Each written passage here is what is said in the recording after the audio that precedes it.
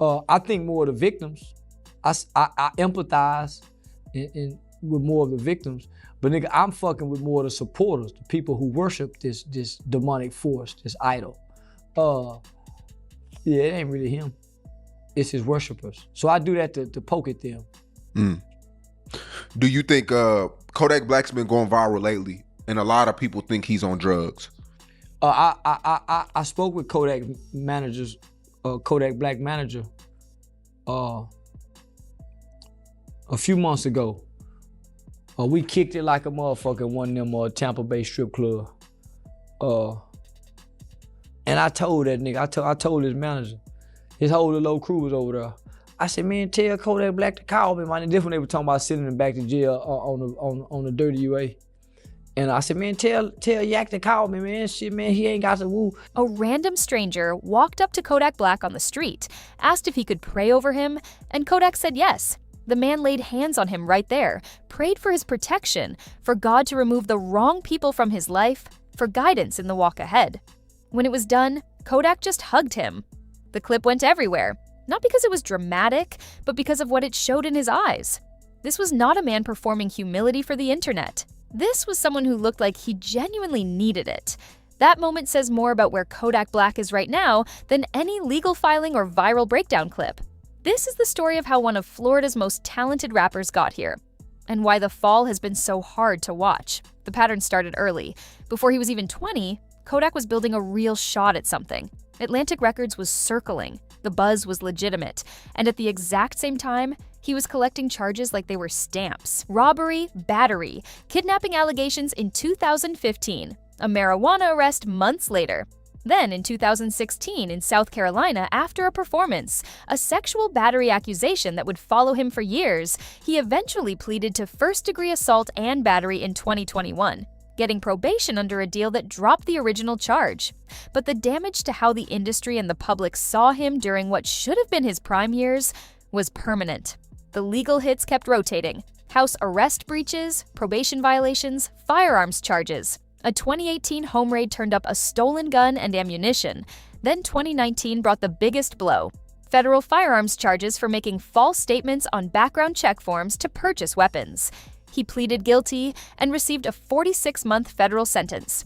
One of those firearms was later connected to a shooting involving a rival artist. He wasn't charged for that directly, but the context made everything worse. That sentence landed right when he was building genuine commercial momentum. While peers in his exact lane were stacking billions of plays and landing major features, Kodak was in a federal facility in Kentucky watching it happen from the outside. He served around 10 months before Trump commuted his sentence in January 2021 alongside Lil Wayne's pardon, a second chance that most people in his position never get. And for a stretch, he used it. Super Gremlin peaked at number 3 on the Hot 100 and went multi-platinum. The comeback was real, but then the addiction took over the story. The origin of the pill problem has a specific starting point: February 2022. Kodak got shot in the leg outside a Justin Bieber-hosted Super Bowl after-party in Miami. Doctors prescribed oxycodone for the pain. What started as a legitimate prescription became a full-blown dependency faster than anyone around him could track. He later admitted that at his worst, he was going through 40 Percocets a day. On the heavy days, 124 hours.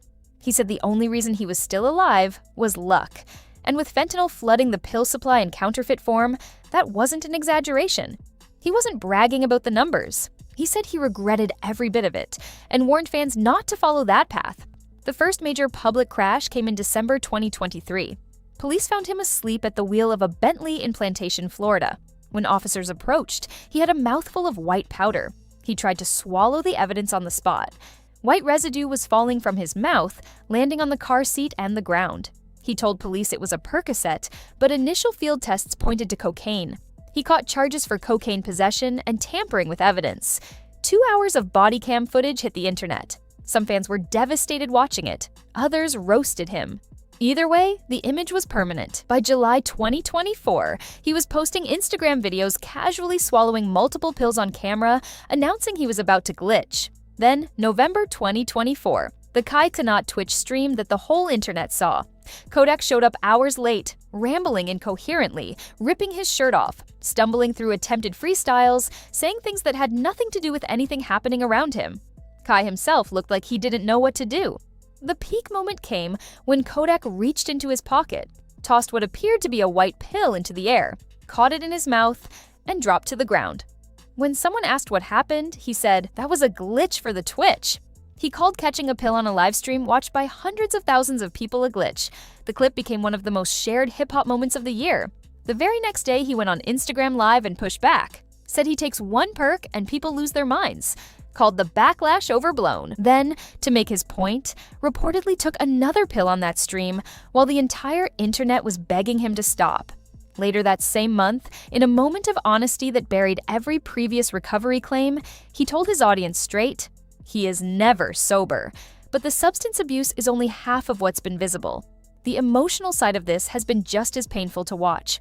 In August 2024, Kodak posted an Instagram story with no music, no performance, just text on a screen. He wrote that he finally understood nobody cared about him unless he was paying, and that he was lonely. That landed differently than any viral clip. This was a man worth millions, telling the world that money couldn't fill whatever was eating him alive. Then, in May 2025, during a live stream, a fan brought up his custody situation with his baby mama Miranda Johnson, and Kodak broke apart on camera. Not frustration. Actual tears. He said he had never experienced love in his life. He never had it. The camera caught him climbing into bed mid-stream, crying openly, not performing for the audience, but living it in front of them. Comment sections filled up with people saying the same thing. This man needs someone real in his corner. The Miranda Johnson situation was its own war playing out in public. She accused him of being a deadbeat father and of violence, including dislocating her jaw while she was pregnant. His legal team called the claims defamation. No criminal charges were filed. Johnson was arrested at the courthouse on charges related to smashing his car. The whole thing settled in September 2025, but the headlines had already done their damage. That's also when Boozy Badazz came in swinging. In March 2026, Boozy publicly accused Kodak of having a full cocaine problem, claiming he personally watched him snort lines repeatedly during a studio session, then escalated to calling him a crackhead. He posted a warning telling Kodak to be careful before someone sells him a laced pack that stops his heart. A chilling thing to say out loud given how many people in this industry have died from exactly that. Boozy also dragged up old claims that Kodak had checked into protective custody during his federal bid, the kind of accusation that carries permanent weight in his world. Kodak fired back with bars aimed directly at Boozy, accusing him of being bitter over the financial gap between them, but the accusations were already spreading everywhere. The meth freestyle in May 2025 added another layer. During an on-the-radar freestyle, Kodak rapped about being a young man with a meth habit. Not perks, not lean meth. The line detonated on the internet. He addressed it in an October 2025 live, saying he'd tried it but wasn't currently using it, and that people just wanted something to hold against him. Through all of this, Kodak went through multiple rehab stints. A court-ordered 90-day program in 2021. A judge-ordered 30 days in early 2023 after testing positive for fentanyl. His own voluntary $350,000 spend on treatment after the Bentley arrest. After each one came the same story. Sobriety claimed, cautious optimism from fans, then another incident that reset the clock. By the time the Kai stream happened, every recovery update had been buried. The career numbers tell you everything about the gap between talent and circumstance. Painting Pictures debuted at number 3 on the Billboard 200. Dying to Live hit number 1. Skrilla with Travis Scott and Offset went multi-platinum. Super Gremlin was a genuine cultural moment. The talent was real, the commercial proof was real, and none of it was enough to outrun the chaos surrounding it. Artists who were in the same conversation as Kodak in 2017 went on to build empires. He bounced between courtrooms, rehab facilities, and probation offices. The stranger who prayed over him on the street wasn't praying for a rap career, he was praying for a person. And that's the part that makes this story different from most celebrity downfall narratives. Kodak has never been just a rapper to the people who grew up on him. He has been someone who showed all of his pain in public, from the earliest days of showing out of Pompano Beach to crying on a live stream about never having felt love. Whether the next chapter is recovery or another collapse, it hasn't been written yet. But the prayer on that street corner made it clear that plenty of people are still hoping it goes the right way. Drop a comment. Do you think Kodak can still turn this around? Or has the damage gone too deep?